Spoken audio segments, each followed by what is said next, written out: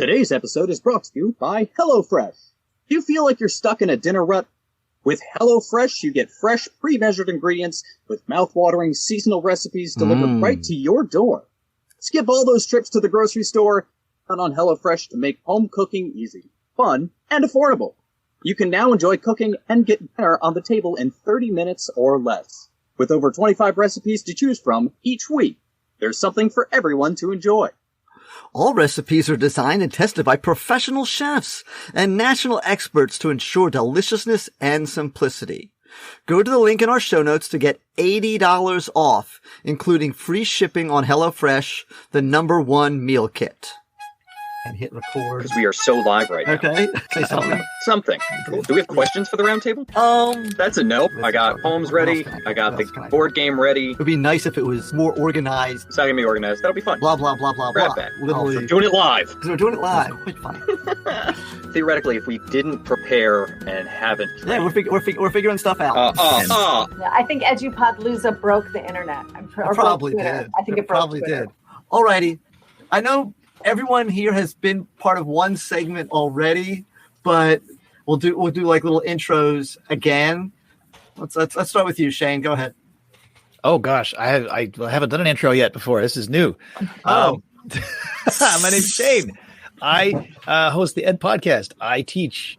I do film. I do drama. I do art and computers. Yeah, and there's nothing else of interest about me at all. Okay, cool. That's it. Also, we should be playing the Shane Lawrence drinking game, which is anytime he mentions film study, you take a drink. So, and I think about that every time I mention that. Every time. Anyone else is prepared, but or the title of a movie. Yes, I think I'm going to do an episode one day that's just going to be designed to get Brad like really wasted. Just, oh my goodness! Wow. Can you have Brad on the show while it's happening? Yes, because I've learned that drinking and podcasting are a really great combination. Yeah. Fantastic. Yes. For the people that are podcasting, possibly very rarely for the listeners. It's it's like being next to that drunk in the bar that is telling you that really deep thing. I just want to tell you. It's like, yeah, that's really important to you, I'm sure, but it makes no sense, I'm afraid. Just mumbling into the void. That's yeah. So Brad, why don't you introduce yourself, my friend? Brad Sheffler. For the first time on air, I can actually say assistant principal. I've never said that on air before. Congratulations! Thank you. Brad Sheffler, assistant principal in Central Florida. I'm also the host of the Planning Period podcast and some other things in the works that I can't talk about. I know, you're like teasing us with those tweets. Like, we can't wait to find out. I'm pretty sure Spotify is, and you were negotiating. That's my guess. I'm going to be announcing my exclusive deal. They're paying me dollars to be exclusive. Yes, by the way. Dollars, I say. $2. Or Podcoin. It could pay you in Podcoin. Which is if this secret of yours involves LeVar Burton and we don't hear about it first, we're going to stop talking to you. Yes. Okay, that's fair. It does not. I will say it does not involve LeVar Burton, unfortunately. Okay. All right. Okay, so Charles, who's on vacay, by the way. How's the vacay going, Charles? It is going well. We're trying to figure out what we're going to do for our last night here, and then not looking forward to the haul back home tomorrow. But you don't have one of those self-driving cars yet. Not yet. I wish. Okay. Okay. Go ahead. Introduce yourself.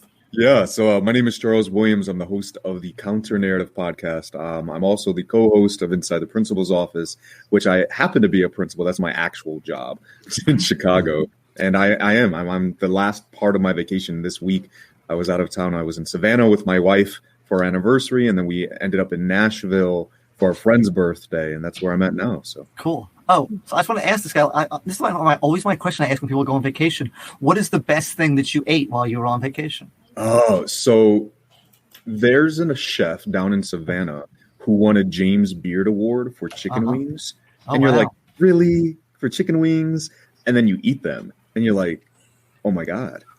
So definitely going to have to say like that has been my top. I do shrimp and grits and things like that all over the place, but like I have to say these chicken wings. And I did want to point this out. I know because when we spoke on the show, LeVar Burton, you guys just mentioned him again. Yeah. So we were at the market and there was a picture of him, like this artist was doing things, and I was like, it comes back. Wow, you can't get away from LeVar Burton. Really. So I'm really, really hoping, right? We're putting it out into the void, right? Yes. Making it happen. Yes. I really thought that story was going to end up with, I turned around And and he was there was there. LeVar Burton. Not yet. The story's not over yet. All right, go ahead, Aviva. Introduce yourself. My name is Aviva Levin, and I am host of the Lesson Impossible podcast. And I am a French and social studies teacher and an ed student. Cool. Are you going to be a doctor? That's kind of the plan and kind of not. Apparently, American schooling is very expensive. What? I thought Biden was paying for all of it. No? Okay. Not for Canadians. Okay. Well, you could, the internet is cool. You could probably just be like a doctor on the side. People always need like bootleg doctors in America that can't afford real health care. So you could just offer like discount rates and do it in your garage or something like that. Oh, you thought like I thought you meant if I was going for my doctorate, but no, I am not. Who of our podcasting family is becoming a doctor? That's so exciting. You said med school. Didn't you say med school? Yeah, that's what we thought you. And ed? Ed, Masters of Education. What's happening there? Career change. Is that a Canadianism too, Natalie? I don't know. I picked up exactly what you were saying. So I was like, I thought Mealey was trying to be funny and double entendres, you know? I know. Yes, med means medicine to me, but apparently it means Masters of Ed. Okay. I have my MED. We just call it MED. Yeah, I don't know. Alrighty. So Natalie, what anagram did you want to use that I won't understand to describe what you do? Well, I could talk in Celsius again. That was kind of fun earlier. Nice. But I am Natalie Vardabasso, one of the 3 Canadians, I think, on the call. Unless there's more of you, and I don't know. We're overwhelmed with Canadians. I know. We're coming in Shay hot. and Pav were here. We'd really be in trouble. Anyway. I know. Sorry. I am the producer and host of the Educrush podcast, which is kind of a play on words, because not only do I have a crush on like all things education, I have an edu-crush on the people that are guests on the show. So I love what they're all about. They're innovating, they're reimagining education for the better. And really, it was like starting a podcast was a chance for me to reach out to people that I've always wanted to talk to. And there's nothing better than sending an email saying, hi, I have a giant edu-crush on you, and I would love to talk to you. And I was like, yes. Where do I sign up? So it's a bit of a strategy move on my part. And I am my real job, I guess, like we're talking about that, is I'm an assessment lead at a K-12 special education private school in Calgary here.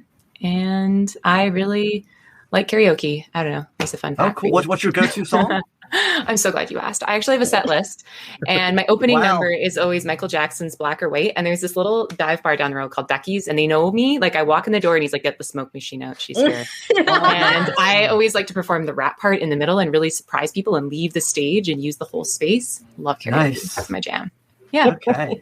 I do believe that we have a segment added onto the Edupodlooza show now. We should have it. Yes. I know we're going to have a karaoke segment. Yeah, definitely. Done. Get rid of the magic wand segment now here. Perfect. All right. And Traci, go ahead. Hey, everybody. So Traci Browder. I have my MED. I couldn't resist. Nice. I am the co-host. Well, yeah, let me do that first. Charles missed one. Charles, you missed one. Yeah, We're co-host of Office Hours. Office Hours, yes. So that's my co-host over there. We co-host Office Hours. I am the host of Intelligogy, the podcast, where we work to disrupt educational normalcy, just going deep in our thinking. And I also am giving birth to, no, not babies. I would make such an interesting live stream. right now. That visual, just wow. Don't worry, I have my medical degree. We've got a trained doctor in the podcast, so there we go. So my baby is tell us so what to do, Aviva. Get ready. Wow. I'm giving birth to butterflies, and it was just kind of this oops in a conversation where I was talking about turning butterflies into betterflies, but that's not the way it happened. I actually just said, turning our butterflies into, I can't even remember exactly how it was, but anyway, it was so cool. It went crazy. People loved it. So I'm like, you know what? We really do need to turn our butterflies into betterflies. So we're going to hear stories and how are you conquering your fear? How are you going after your dreams? Also co-founder of Grit Crew EDU with my dear friend, Dawn Harris, where we work on anti-racism, inclusion, equity, and leadership development, and co-host of the Lead Lab chat on Twitter every week with Shelley Burgess, Beth Huff, and Dawn Harris. And that's me.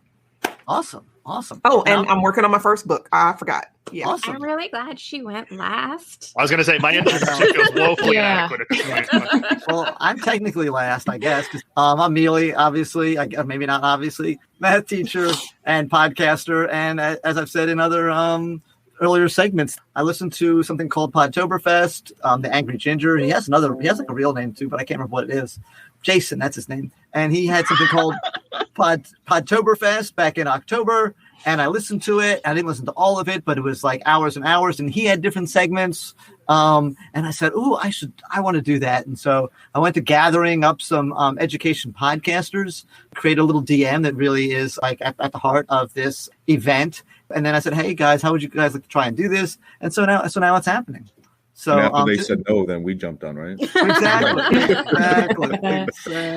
Nice. We're Mealey, all being paid by Mealey's mom, right? Yes. Yeah. Checks in the mail. Mealey, I want to thank you for teaching me that DM doesn't just stand for Dungeon Master. No, it doesn't. No. So that, I think, shows the gaps between me and you. Or Dead Mouse, shout out to, okay, we love him. Anyway. Do we love him? You got looped in on that. Oh, what's not to love about Dead Mouse? He's like he's everything. In Canada, we call him Dead Mouse 5. Just want to say that. Yeah. Did you? Mm-hmm. Okay. Is he like Key Dollar Sign, huh? Yeah. Exactly. By the way, I've listened to maybe one song. I had a student one time, this is about 6 or 7 years ago, and there is a rapper named Bass God. And I don't know how familiar you are with the Bass God, but he's kind of avant-garde and out there, my understanding is. And this kid worshipped Bass God, and he wouldn't listen to any other music other than Bass God. And pretty much he said that Bass God told him not to listen to other music besides Bass God. And anyways, and he had Bass God written all over his book bag. It was a really weird thing. So anyway, that kind of the Dead Mouse thing kind of took me there. Okay. I'm really glad the drinking game isn't the Bass God drinking game, because I love Shout out to Bass God. Please come on the podcast. So anyway, we already had an earlier thing where we talked about innovation. So this is going to be an Edupodcasting centric roundtable. So I'm just going to kind of throw out the ideas that I'm going to ask you guys one question, and then when you listen to the other people talking, don't just wait for your turn to talk. Okay, listen, because you're going to ask some of the other Edupodcasters kind of follow-up questions to that. So the question is, why are you an Edupodcaster? Why should other people Edupodcast? What got you into it? What do you love about it? Just sell Edupodcasting to the listeners here. Okay, and I'm going to start with Shane. Okay. You're the OG, right? Has anyone here been podcasting? Godfather. How many years, Shane? I just finished 6. So yeah. Shane's got me by a year, I think. Okay. All right. Go, Brad. Well, you go next then. Oh, okay. I was going to say it's just because of all the, I want the money and the glory. And so I thought, that's why I'm here. No, I started podcasting. Okay. I'm the worst person to answer this first. Can I just say that? Because honestly, I've just kind of wandered around as a podcaster for probably 3 years, just podcasting because I was I don't know, this is kind of fun and I like it. Honestly, nothing more than that. It's I like education. It's a good fit. But I guess I had to start thinking more about my why, because people kept on asking me this question. so no, honestly, philosophy. Well, it kept you off the streets, basically. I have a mission statement and a vision statement, and I spent a year figuring out what the difference between those two is. No, I honestly, it just comes down to having great conversations, and I'm a person who learns very slowly and very broadly. I'm not very good at focusing on one thing. I'm pulling things from everywhere all the time, and then just kind of throwing it in this great big bucket of experience and knowledge, and it gradually makes my bucket fill very, very slowly, but it does. And so that's kind of what I find for me, personally, what the effect is as I'm podcasting is I always try and have someone on who has some angle or approach or subject matter or philosophy that I have not touched on before, which frankly, after 250 episodes, it's getting a little tricky, but I'm still doing it. So, I guess that's just, I just want to have fascinating conversation with educators and fill my bucket. And along the way, expand the conversation about education as well for other educators and, maybe have an impact here and there, which would be good. But honestly, like I said from the start, the one thing I was clear on is the moment this becomes work, I quit. So as long as I'm still having fun, I'm going to keep doing it. And that's kind of it. It does have to be a personal effort because unlike Brad, Spotify has not called me to set up a contract yet. So Shane, you get paid at all the doubloons. I don't know why you're complaining. I'm rolling in it. Yeah. You got a phone call from Joe Rogan. Yes, I already blocked that guy. He won't leave me alone. I really would want to listen to Joe Rogan and like calm, collected Shane with his calm, collected voice, and then Joe Rogan's voice. Like that would be a study in contrast, both philosophically and just auditorily. I don't know. Calmly explaining how he doesn't want to smoke salvia. Yeah. I don't listen to Joe Rogan. Am I one of the few? I don't know. That is okay. I loved him on news radio, and I Mm-hmm. loved him on what was it? Where they would put bugs in your Fear Factor. eyes. Fear Factor. Yeah. Right. Oh, the bugs in your eyes. Welcome to Bugs in Your Eyes. Yeah. My favorite show. And I've seen a little bit of his. I've seen a little bit of his stand-up. I've not listened to. Maybe I listened to like 5 minutes of the Elon Musk podcast, and I'm like, this is like 3 hours. I can't do this. Yeah. I'll say one more thing, and then because I think it was Natalie called it out. She said I'm kind of like WTF, but for education. Yeah, and like that was like my secret goal is just to be the WTF of education. Yes. So so that's it. That's me. Cool. Okay, you Brad, go ahead. So I started a podcast because I kept having when I became a coach, an instructional coach, I kept having cool conversations with teachers in like the break rooms. And I felt like if all the other teachers on our campus heard those conversations, we'd improve everybody's practice. And it wasn't like it was intentionally designed the conversations we were having even then weren't meant to like improve practice. They were just debates and discussions about like, oh, well, how are you grading? And well, is that working for you? And I would just like ask them and prod them and poke them to kind of maybe consider new alternatives. And so I kept having those, and I felt like, hey, if I put a microphone in front of me, I could probably keep having those more often. And so, it kind of happened. And, kind of like Natalie said, it's also a really useful way to just reach out to people that I want to talk to randomly and say, hey, want to be on my podcast? Instead of, hey, do you want to just like have a random phone call? Because I feel like it. Like it's somehow less weird if there's a mic recording it. I don't know why. That's actually really in the grand scheme of things probably weirder, but it works. Like if you pull up with a white van with a satellite on it, it's cool. But a white van just to talk to someone, they call the police. Exactly. We're all about shameless self-promotion. That's why it's a mutually beneficial thing. You're like, I'll release it, and your brilliance will be shared with all. And it's like, oh yes, I will do that then. Fantastic. So can you remember the last time you called someone? I mean, honestly. No. I hate phone calls. That's the funny thing is I actually hate talking on a recorded, like on a device, but I love the podcast thing. I should say I used to love. I haven't released an episode in a long time, but I have to like point that out just because I'm a sham. But yeah, so that's kind of why I started podcasting, and it's been interesting. It's been I've been doing it like I said, I've been like 4.5 years, something like that, doing the show. And I like Shane, I try to have new interesting conversations and try to ask people to be on the show that I wouldn't have asked before, or maybe said no one time and ask them again now that I've been doing it a little longer, and just kind of pushing that conversation. So that's kind of it. And I like to ask everybody in the world the same 3 questions. So that's kind of what my show is. Charles, because I remember I interviewed you and then you started your podcast. So I'm a little bit before you. Aviva, and it's only been a year. It's only been a year. So. Yeah, me too. The babies of the crew, Charles. But yeah, I'm just going to echo what everybody else says about wanting to further the conversation. I'll also add that I'm a nosy person. And so really, when you talk to people in social settings, there's a lot of give and take, which is fine. But the nice thing about podcasting is you get to keep asking the questions that you want to ask and go deeper and deeper. And that's okay. It's not socially awkward like it is at parties.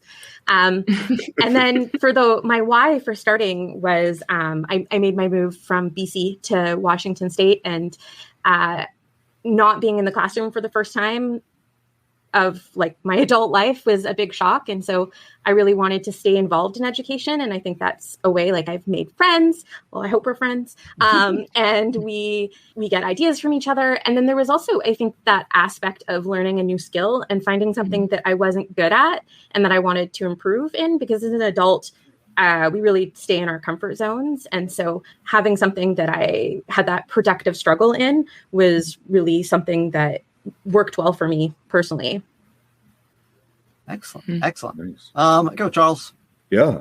So, I didn't realize I was podcasting. I just started talking. No.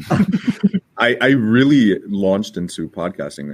I had a lot of friends doing it, right? The punk rock classroom, we mentioned them earlier, the staff room, right?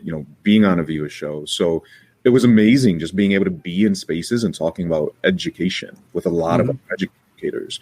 And so I said, I'm going to do my own thing. I've sat in spaces, and I tell people this all the time. I was tired of having those negative conversations around our students, right? All the issues that they're facing. I'm like, can we just talk about the successes, right? And let's bring things to light and have some very honest, if not difficult, conversations. And so I launched the show, and it's been amazing. It's been just about a year old now, and been able to connect with some amazing educators, and it has launched me into areas that I never would have thought about, and has created a ton of opportunities that was never there before. So I'm very happy, to have launched this. Originally, it was just an experiment, but like Shane said earlier, the moment it becomes a task, a job, something that I dread doing, it's over. It doesn't seem it's going to be there yet, but it's only a year. I'm not 6 years in yet, so I'll let you know that. Okay, let's circle back to Traci, and then we'll come to Natalie.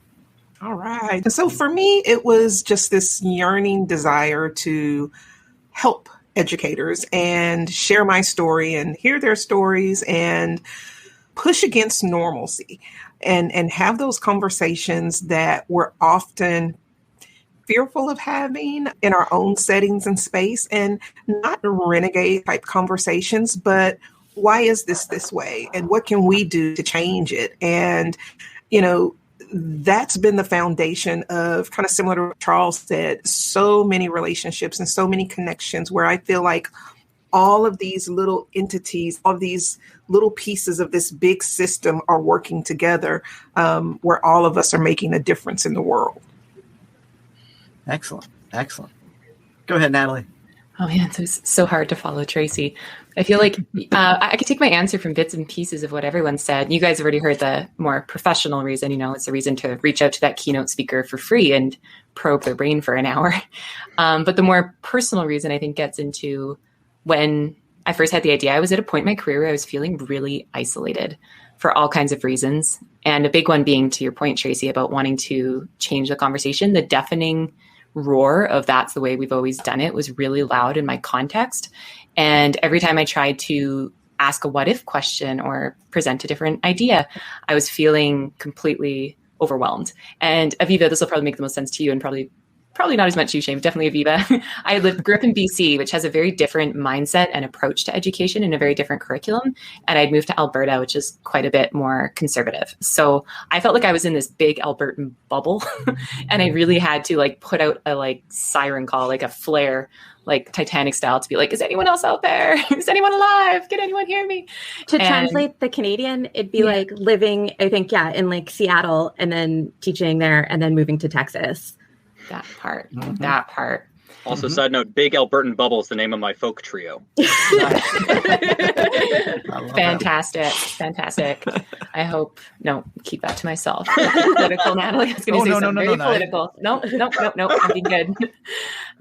So yeah, there was that personal reason. And then Aviva, you said it so well, just the process of creating something. I was about 6 years into my career at that point, and you create lesson plans, unit plans, you're always making things, but creation is such a personal thing, and it comes from such a personal place. And I was feeling isolated, and I needed to drive from that to build something and learn something. So I just really went with that feeling. And then as it went on with the name, originally I was like, well, Educrush isn't crush it. And then I was really reflecting on my use of language and how that was furthering a bit of a colonizer agenda, this really aggressive language. And so I really leaned more on the Educrush, as in I have a crush on you. And it's, to your point, Traci, been more a tool to amplify people that I'm just completely in awe of. They're in a context where they have no reason to be innovating and completely doing things differently, and they're doing it, and they are telling the story and sharing their learnings. And so it's now really just a tool to amplify and to connect. Hey everyone, my name is Natalie Vardabasso, and I am a Canadian teacher and instructional designer, but most exciting of all, I am also the host of a new podcast called #Educrush. On the podcast, I have the privilege of learning from inspirational teachers, leaders, innovators, and activists who are passionate about what education could be, but they're not just talking about it, they're actually out there making it a reality. I then started diving in deeper with the intersectionality of math and social justice, activism, racism, because it's pervasive. Racism is everywhere. You know, I started with school from scratch, and I had to go into living rooms with parents and say, "Hi, how do you like me so far?" If 2020 has taught us anything, it's that we have a lot of work to do to reimagine schools that allow each student to learn. This is the type of change that is bigger than what any one of us can do alone. But hopefully, together, we can crush it.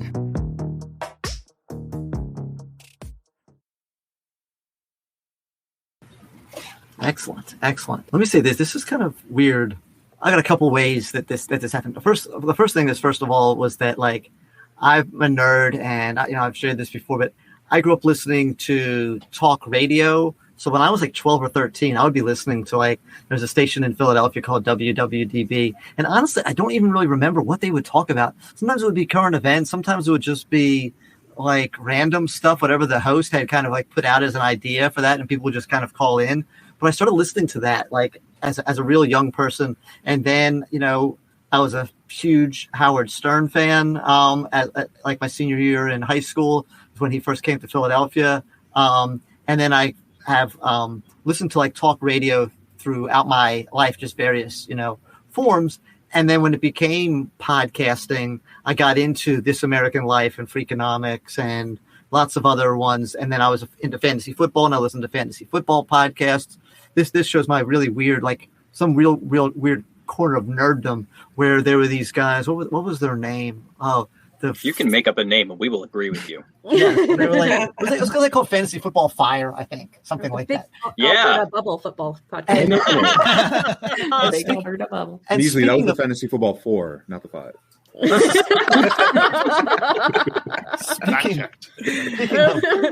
Speaking of drinking, they would be talking about fantasy football for like 3 hours. I would listen to that, not Joe Rogan. I would listen to like a 3-hour fantasy football podcast with these like half-drunk knuckleheads. But I would learn stuff, and I'd be writing stuff down to prepare for fantasy football season and all that kind of stuff. But anyway, and who won fantasy football that year? Not me. Okay. I've never won. I've done homework doesn't help. Yeah, no, it doesn't. It's fantasy football. I do homework with it. This is often other nerddom. I would create spreadsheets, color coded, and rank players, and have conversations with my brother, and adjust things and all this kind of stuff. And I always came in. I was always had a good team. I never had a great team. So anyway. But so what was I going to say? Oh, no, but educational podcast. God, that's what we're educational talking about. I am not the only one with 80. Yes. So something I've actually realized about myself literally in the past year that's related to forming this podcast, but also related to fantasy football, because I formed a fantasy football league at my school with over 30 teachers that would participate in this. And I've got like people from Canada and Chicago and whatever in this DM and coming to this Edupodlooza. Like, I have a heart for creating and facilitating, like I say, facilitating more community amongst people that I know in various ways. I just enjoy making these spaces happen where people, and some of you guys knew each other before you came here, and some of you met each other since you've come here, but it's just kind of neat when I see relationships forming and bonds and all that kind of stuff. And so part of that was the whole thing, like podcasting, because originally Tudisco and I taught at the same school. And originally I was going to just have the two of us interview every teacher at our school, which is about 180 teachers. Who knows how long it'll take us to get done, but somewhere in between me. Who knows how long it'll take us to get fired. Right. Yeah. Somewhere between me asking him to be my co-host and us actually starting recording, I decided that I'd like to have it be bigger than that and use kind of like with Natalie, which is why I was so happy. Like Jennifer Gonzalez was like a huge Educrush of mine that I was able to like get on the podcast, and we can't go an episode without dropping the Tony Danza name. You But, interviewed Tony Danza? Yes, I was like, tell that story. There's the drinking game right there.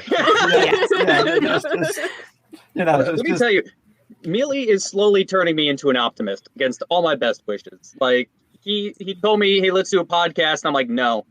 And he's like, it'll be fun. I'm like, no one's going to listen to it. And he's like, it's called Unprofessional Development. I'm like, fine, I'm in.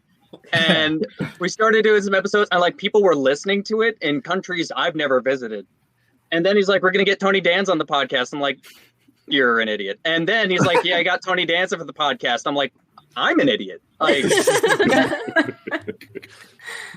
yeah. So how do you get Tony Danza? Can we go back to like? Yeah, sure. You don't actually know. Mealey comes from the school of thought that it never hurts to ask. And I was raised Catholic, so we were taught if we make any noise, we're inconveniencing everybody. So like, I get constant panic attacks talking to Mealey. So first of all, I love Oprah Winfrey, and she was on the podcast. That's my real big Educrush. Manifest that. I had seen Tony Danza on Oprah Winfrey years ago talking about him having been a school teacher. He had gone to college before he became two famous Tonys on two really big sitcoms. I know what a stretch to play a guy named Tony, but so anyway, an Italian from New York named Tony. Wow, I know. Yes, who can we get? But he decided he'd gone to school to become a teacher, and so he went and said to his agent, "Hey, I don't have a job right now. I'm about 60. Can you help me get like a reality show? And I want to actually teach in a school." So he taught in a Philadelphia school for a year, and then he went on Oprah to kind of promote the show. And I saw that and it stuck in my memory. And then when I was having the podcast, I said, "Hey, who can we get on here that would be really, really cool?" Oh, he was in Philadelphia, and I'm from just outside Philadelphia. So I went on the Facebook and I said, "Hey, does anyone here have any connections to Tony Danza? I know he taught at Northeast High School in Philadelphia. Who can get me in touch with Tony Danza?" And so Mealey Zuvich, who, sat at my lunch table when I was a senior in high school, said, "Well, my friend taught at that high school. I'll ask her." And so she asked her friend, so I don't know Tony, but I know Peggy. And Peggy, and so she put me in touch with Peggy. And so Peggy said, "Well, I knew Tony because I was the guidance counselor. I was in charge of making sure Tony's kids didn't fail. But I don't really know Tony that well. But I know this guy Joe, and Joe knows Tony really well. So let me give you Joe's." It turned out to be Joe Rogan. And I said, "Hey Joe," I said, "I know if I was friends with Tony Danza, I wouldn't want a bunch of people asking me to get me in touch with Tony Danza because that would be kind of annoying." I said, "But I do have a podcast, and I've been talking to Peggy, and and it's just teachers and this and everything." I said, "If it won't mess up your relationship with Tony, could you ask him if he would be interested in doing the podcast?" Nice. And so, that's it. And so he said to Tony, and Tony said, "Sure, I'll do it." And then, so long story short, we Forrest Gumped our way through it. Yeah, yeah. And so that's cool. And now he actually wrote a book too. Tony Danza, he wrote a book about the whole experience. He did. When I first started teaching, someone gave it to me. It's actually really good. It's really good. Very insightful. Mm-hmm. Yeah, prep. Mealey read the book, and I watched the TV show, and that's what we came to. Nice. Yes, yeah. And now I have Tony Danza in my phone, and I text him, and occasionally he texts me, not very much, but occasionally he texts me, and it's really crazy. Do you text him like daily? No. After you've been playing Shane's That's where you get blocked. Okay, Natalie. Oh, okay. Yes, don't do that. Don't do that. Stop that. Okay, sorry. I'll stop texting you all. Yes, that's when you become an edu stalker. Okay, you can change the name of your podcast to edu stalker. Perfect. We call it Educrush. Like you can't. Don't. we should just go around the room and find out who's everybody's Educrushes, because I have a big one. Yeah, let's do that. That's all. I love it. Great question. Oh my gosh, mine is, and it's not even I love Michelle Obama. Oh. And I really want to have some conversations with her, not just one, some. I watched her at a conference recently, and she's amazing. Her heart is phenomenal. She has this humility about her that no matter what your political color of your skin, how we identify, no matter any of that, everyone seems to, it's easy for people to connect to her. People are drawn to her. When she was speaking, she's absolutely captivating, but she's real. Mm-hmm. So, my mission and my passion is to make the world a better place. And I just love to do that with her in some conversations. So a few years back, this is really embarrassing. It's not embarrassing. I ran across it. In fact, it might be. It's here somewhere. I think that was stirring for years, apparently, because I wrote Barack Obama like this 15-page letter. It sounds crazy. Oh my goodness. About wanting to change the world and make the world a better place. And the letter was asking, so I can't believe I'm saying this. No, I love this. Oh yeah. Go ahead. In the letter, I included my resume because I want to make the world a better place and I want to be a part of change. And really the only way not the only way, but one of the biggest ways you can impact change is get in at the top. So like I wanted to be in the White House with him. And y'all are so crazy. I promise you, I can't believe I'm telling you this. No, but like you got to go for that. Like, did you mail it? It looks brand new. It's either in here or in the office. I'm in the studio right now. And it's in the office because I was cleaning out the office and I ran across it and it's still pristine and perfect. All of these beautiful, crisp pages. And I'm like, why did I never send this? But it talks about, you know, my beautiful Black sons and how, you know, we can make a difference. You know, I talked about that earlier and we have to do our part to make a difference. But I regret that I allowed fear to never let me fold it and put it in an envelope. I regret that. So they just embody what I believe in. And I'm not talking political. I'm talking about as human beings. Mm-hmm. So seriously, I would love to have a relationship, a friendship, conversations, partner with them on some initiatives. I still can't believe I'm saying this, but yeah, that's my dream. Okay, so we're going to hold you accountable. You're going to you have two choices. You can either mail the letter, or you can publish it as a book called A Letter to Barack. I would buy a book called A Letter to Barack. You know what I mean? If that doesn't get you a show on Netflix, I don't know what will. Yes. Yeah, turn those butterflies into butterflies, Traci. Maybe that's like the opening, like to the book. It's like a letter to Barack. Like that is the dedication. Okay, this was not supposed to be like a therapist. I love this. But see, that's what I envision. Seriously, that's what I envision Butterflies being about. So Charles, like that's the perfect challenge for me. Like that will be the very first thing that really launches Butterflies is if I'm talking to people about turning their butterflies into butterflies, then doggone it, I need to do it myself. So I will not start officially with Butterflies until I do something first myself. And that's going to be my first something. And then when you guys are best friends, you're going to have a dinner party and invite all of us, and I will get on a plane wherever you are. 100%. I will be there. Just for the future, Traci, I know it's like really annoying when like if you're friends with someone really famous and they keep getting asked to be on podcasts, but like, can Michelle be on my podcast too? Ask first. Send her on the circuit. We'll just make her part of the next round table for Edupodlooza. Yeah. Definitely. Wow. So who else? Someone else that has an Educrush that they want to share?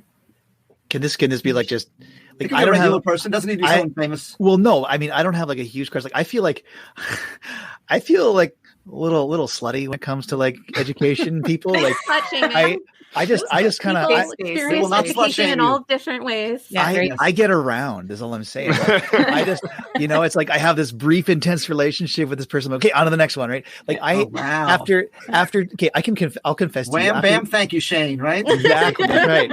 No, after like over 200 episodes, like I have got the point now where I've like been looking up someone's like, oh, I should have them on my show, and then realized that I had them on the show like 3 years ago, and I completely forgot about them. So yeah. Have done. But so I mean, I'm not going to call me back. Is that what they say when you reach out to them? But you ghosted them. Yeah, totally. Again. Like, I'm just like, okay, thank you for the show. Block, I'm done.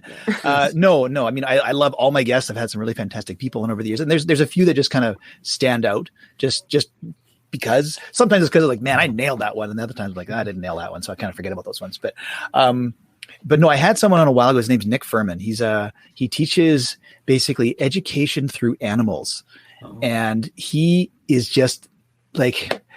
Literally, the camera comes on when we first meet, and the first thing out of his mouth, well, how are you, Shane? Just like that. I'm like, oh, and he's like sitting on his back deck and he's just chilling, and he's just the most down to earth guy.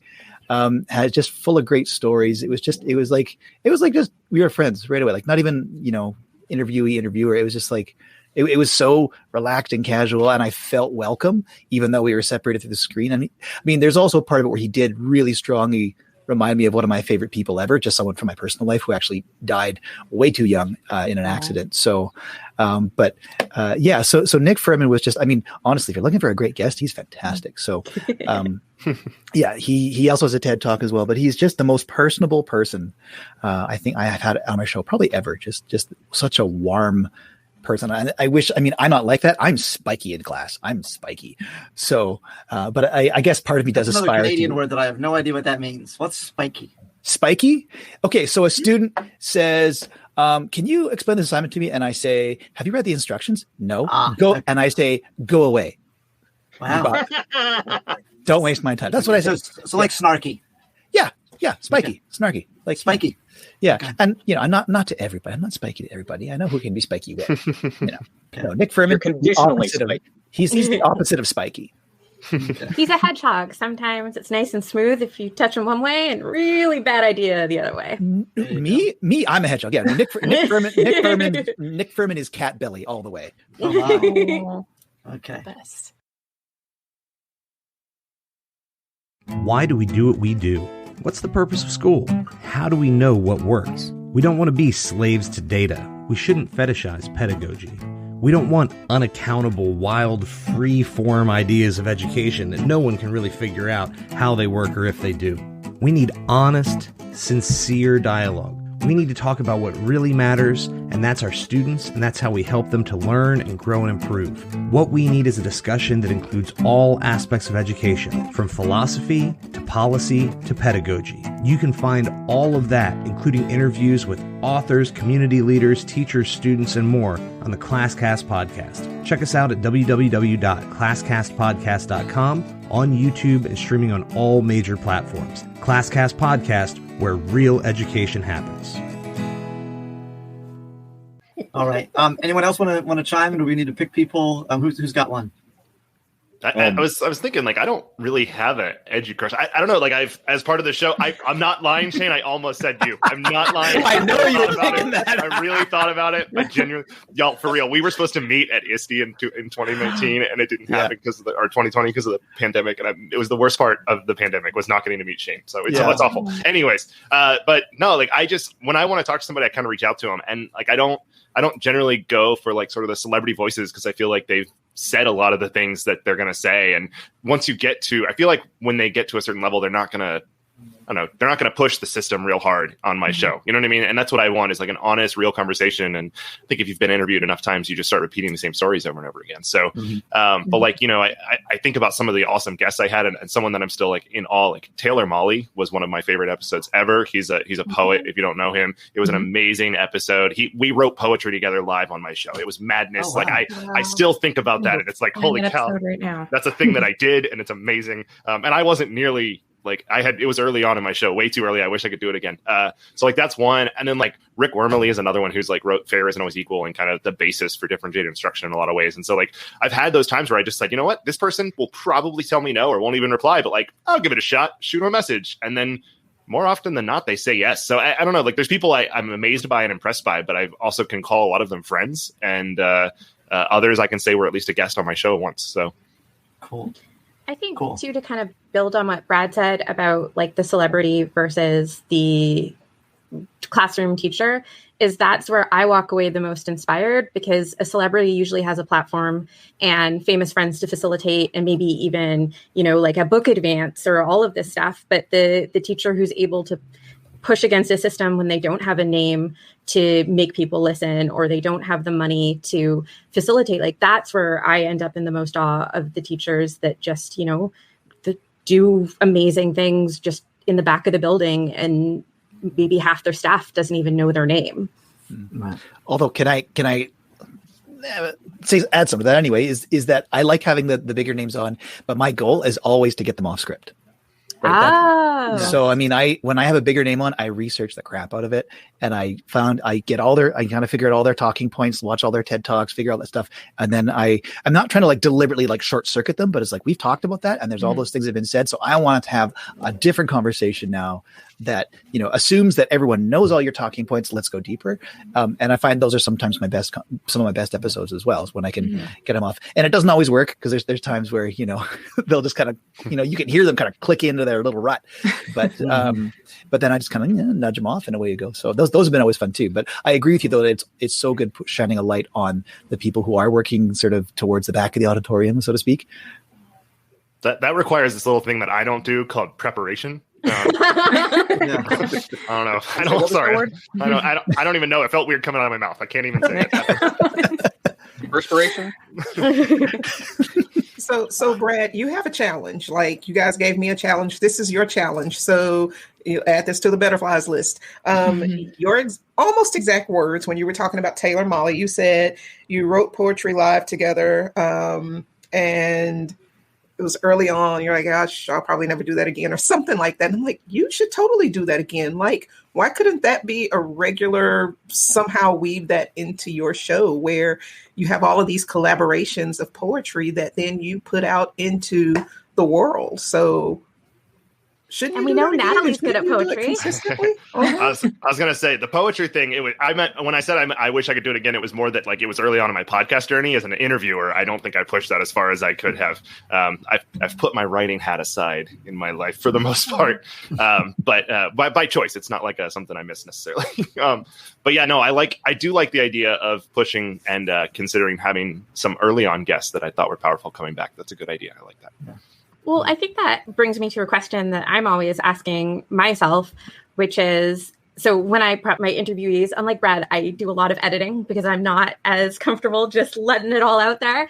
And I'm always saying, like, I'm not a gotcha journalist. If there's ever something that you say, just let me know and I will take it out. No questions asked. And I've had quite a few, I shouldn't say quite a few, but like maybe 5 to 10 guests be like, hey, I mentioned this, or actually, can we skip that question? I'm reflecting on that, or my administrator, I don't think I'd want them to hear that, and all of that. But at the same time, I do want to get at the source of people's talking points and their own narrative too. Like, we all have the story that we tell about ourselves, and sometimes a conversation can help you rethink that. Like, do you guys think about where that line is in your interview, like pushing people, not pushing people? Like, I ended an interview and I still reflect if I should have or shouldn't, because I was like, I no longer can keep having this conversation. I feel like what you're saying is antithetical to my beliefs. I believe the things that you're saying are like a racist ideology. I think I'm going to hang up now. And and so I think, like, should I have kept that person on? Should I have kept, like, do you guys ever struggle with that push and pull of being both like a podcaster, but also being like, I want the story? I contradicted someone just last weekend when they were like in the middle of saying something. They had like 2 or 3 talking points, and they're like, and they were saying, I can't remember the other statements. Statistics don't lie. He said data doesn't lie. He said he went to like 3. He said, I got 3 things to say. Then he says data doesn't lie. I'm like, what? No. Let's rewind just a second. You just said data doesn't lie. I said I can't. I'm not going to like just let you just spout that out and kind of do that. And he has regular talking points. While I'm rambling though, my Educrush, I still want to get on there. Well, it's kind of like we know it's Tony Danza. We got it. Still Tony. I do love him. Yes. But no, I actually asked him if he. If you're listening to the audio of this, you didn't see his eyes change when he just said that. Like, that's not a joke. But Danica McKellar, so that's someone who I'm really trying to get on the podcast. And I'm trying not to stalk her, but I am like, I'm definitely a reply guy to her tweets. If you guys know what a reply guy is. But played that game. Exactly what you're talking about. Do you guys know who Danica McKellar is? She played Winnie on whatchamacallit? Wonder Years. Wonder Years. And she's got a lot of math books that she's put out, and she's just thinking genius, and so, but she's hard to get to, so I'm working on it. So we'll see. Have you tried IMDb Pro? No. Do you have a paid one of those? I don't, but you can get it for free for a short little period of time, and you can just call her agent straight up. What? Really? Yeah. Okay, I'll give it a whirl. Yeah, they list out. You just look up the actor or whoever, and then it lists on the pro version. It actually lists their agency and agent. You can call them or email them. I don't know. I'm just saying. I mean, so for my bat mitzvah, my mom, this was pre-internet, got books from the library or wrote inquiring letters to like all my favorite celebrities or inspiring people in my life to write. She invited them to my bat mitzvah in Richmond, British Columbia. And so everyone, including the cast of Star Trek Next Generation and the Queen of England, declined the invitation, but they all wrote like some really lovely letters back. Cool. And I'm sure some of them were written by like unpaid interns, but at the same time, like to kind of, I guess, go and echo Mealey's point, like just the reaching out, you never know what you're going to get. Yeah. And I really thought she was just sitting on the secret. Like, yeah, the Queen of England was at my bat mitzvah. It's no big deal. Like, whatever. Oh, so Tony Danza? Cute. The Queen. Stop now. I did this thing for a while. I don't know if you guys in the States have heard of the show called Schitt's Creek. It was on CBC. Oh, yeah. Yeah, you all know it? Okay. So I just love it on so many levels. And I think Dan Levy is a genius. And so I did this thing like hashtag shoot your shot Saturday for like a solid 2 months, where I would just tweet at him every Saturday from the Educrush account. He never answered. But I feel like that could be a fun thing. You get enough like following on Twitter that's like, oh, this podcaster really wants that person. And eventually like they got to pay attention to you, or they block you, which is probably what happened. Yeah, I tried that with Danica McKellar, and it so far it got me nowhere. Yeah. I think you have more, definitely the letter or the DM or the email, something more personal is usually a little bit better. Yeah. I'm learning. Charles, did you have anyone you wanted to share that is like an Educrush of yours that you want to have? Yeah, so I know my wife is watching. She's also sitting right over there. So Educrush, my wife, who is a teacher. That's how we met. But you know, I'm going to go a different route with leadership, and something that I've been tweeting and like messaging a lot is the show with Ted Lasso. Oh, yeah. And so my guy introduced me. He's like, dude, this is you. This is who I think you are as a leader. And I started watching it. And I don't know if you've ever seen, there's this part where they're like talking about language, right, with Boots. And he was like, so if Puss in Boots was arrested for putting cleats in the trunk of his car, it's like, yeah, Boots got the boot for putting boots in the boot. And almost as soon as he said it, I was saying it, and he looked at me. He's like, see? And so I did throw it out there, I guess, on Instagram. And I didn't see this, but he was like, did you see he responded? Or the show, or like the rep. I was like, wait, nice. What? Like, I have a really bad habit. I throw stuff out, and then I just keep moving. I never really go back. So now I have to go back and look, but that would be awesome. I just think the leadership lessons from that show are amazing. And so that is just something that, you know, I would say an Educrush, I guess, if you will. Is anyone not going? Tudisco, did you want to say something? Yeah, Betsy DeVos is such an inspiration. She is, to be fair, my white whale for the show. I would love to have her on the show. She's the white whale, and that you follow around with a harpoon, hoping to run into her. Wow. Unlike Aviva, I search out people who I don't agree with and let them on my show to say insane crap so I can argue with them. So, oh my goodness! Wow. I don't think I could be professional enough to deal with that and still keep my job. If I have an Educrush, I don't know. It's not quite education, but I mean, I love Lin-Manuel Miranda, and he does a lot of voice work. He does a lot of work with like Sesame Street. He was a school teacher for a little while. So he's definitely going to be on the podcast eventually. Yeah. So definitely him. Also, I mean, he's Gizmo Duck in DuckTales. So what? In the new DuckTales, he's Gizmo Duck. He's fantastic. No way, is he? Yo, the cast of the new DuckTales is so good. Unironically, go watch the new Duck. Oh, I have. I just didn't know Lin-Manuel. I know, like David Tennant plays Scrooge McDuck. It's incredible. David Tennant. Scrooge McDuck is not who. Yeah, no, my kids are into that, so I get to watch that guilt free. It's awesome. Yeah. Yeah, you too, right? 10-year-old stepson helps my love. Yeah. Yeah, we just sent some goals into the universe. Yes. I feel like something is going to come back from the millions of people that are watching this right now. Like, probably a cease and desist letter, but maybe that. But it'll be something. That's something. Like, still, I'm saying something will happen. Oh my. So wait, I wrote down letters to Barack. I don't know what y'all are talking about, so I'm right there. Turning those butterflies into Obama flies. Wow. Oh, nice. He's been sitting on that one for a while. He's waiting. That's good stuff. That's good stuff. I'm logging out now. I might get blocked if I sent that out into the universe. Thank you, and stay unprofessional. Stay unprofessional. Stay unprofessional.